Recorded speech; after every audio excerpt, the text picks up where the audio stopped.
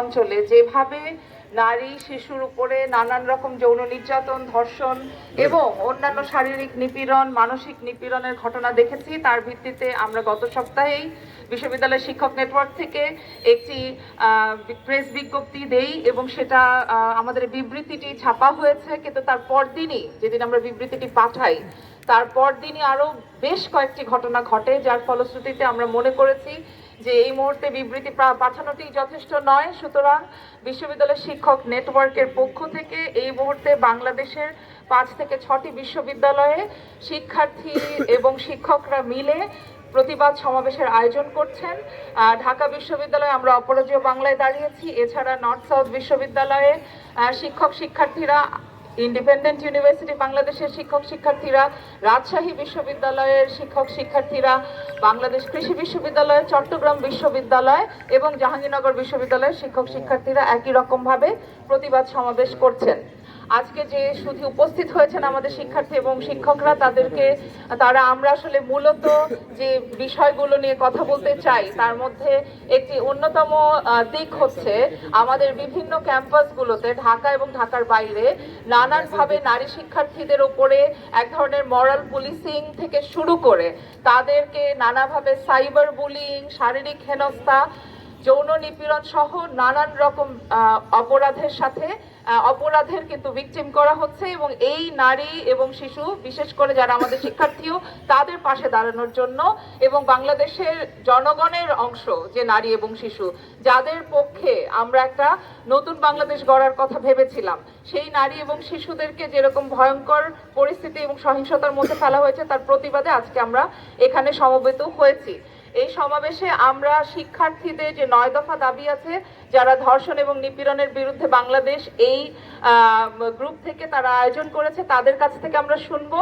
এছাড়া শিক্ষক এবং শিক্ষার্থীদের কাছ থেকেও আমরা শুনবো। আমি প্রথমেই একটুখানি বলে নিতে চাই যে আমরা ঢাকা বিশ্ববিদ্যালয়ের যে ঘটনা ঘটে গেছে সেই ঘটনাটি সহ আমরা একটি লিখিত বক্তব্য তৈরি করেছি। সেই বক্তব্যটি আমি পড়ছি।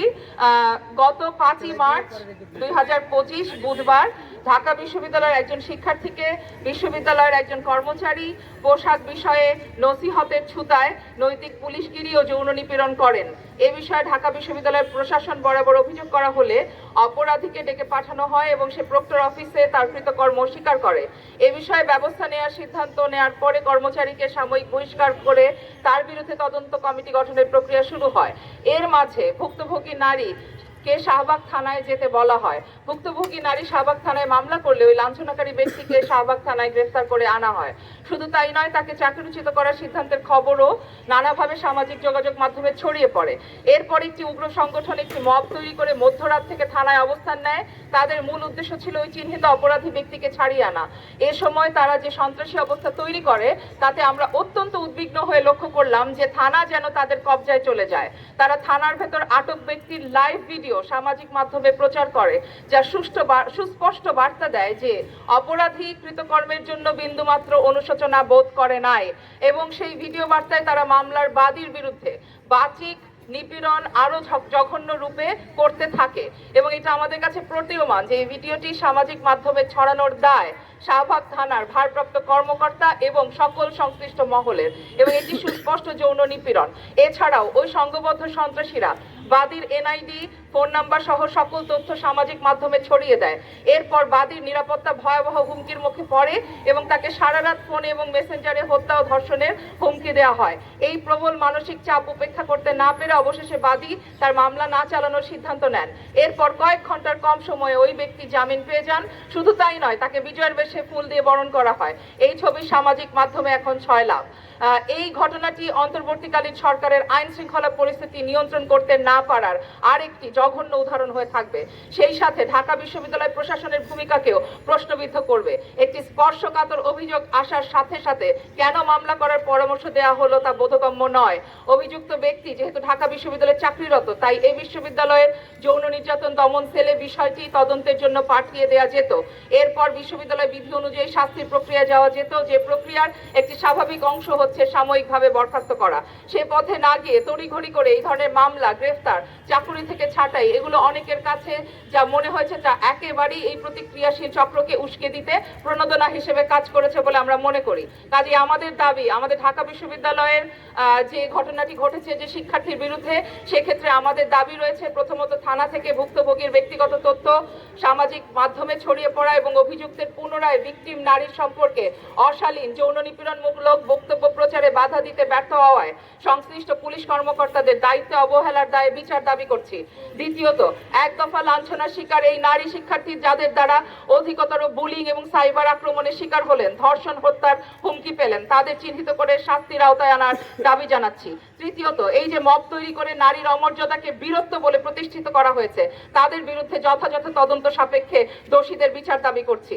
চতুর্থত, যৌন নির্যাতন এবং নৈতিক পুলিশের দায়ে অপরাধী ব্যক্তির বিরুদ্ধে ঢাকা বিশ্ববিদ্যালয় কর্তৃপক্ষকে যথাযথ প্রক্রিয়ায় তদন্ত করে তাকে বরখাস্ত করার দাবি জানাচ্ছি।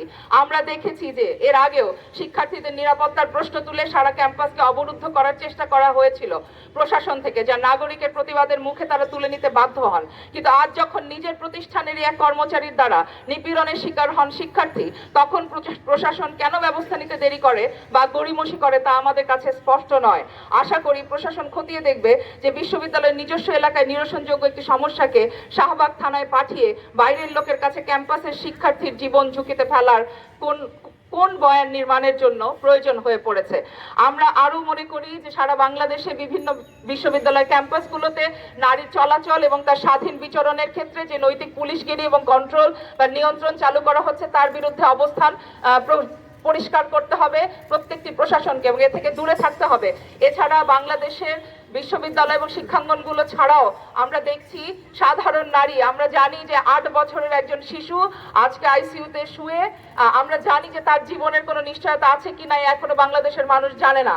কিন্তু গতকাল সারা রাত এই বিশ্ববিদ্যালয়ের শিক্ষার্থীরা সেই শিশুর ন্যায্য বিচারের জন্য রাস্তায় ছিলেন। আমি আশা করব বাংলাদেশ সেই বাংলাদেশে রূপান্তরিত হতে পারবে।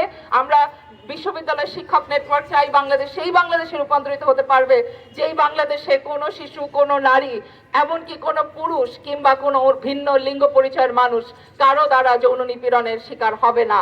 যদি হয় সাথে সাথে তার বিচার হবে এবং এ ব্যাপারে জিরো টলারেন্স গ্রহণ করতে হবে। আমি সবাইকে ধন্যবাদ জানাই।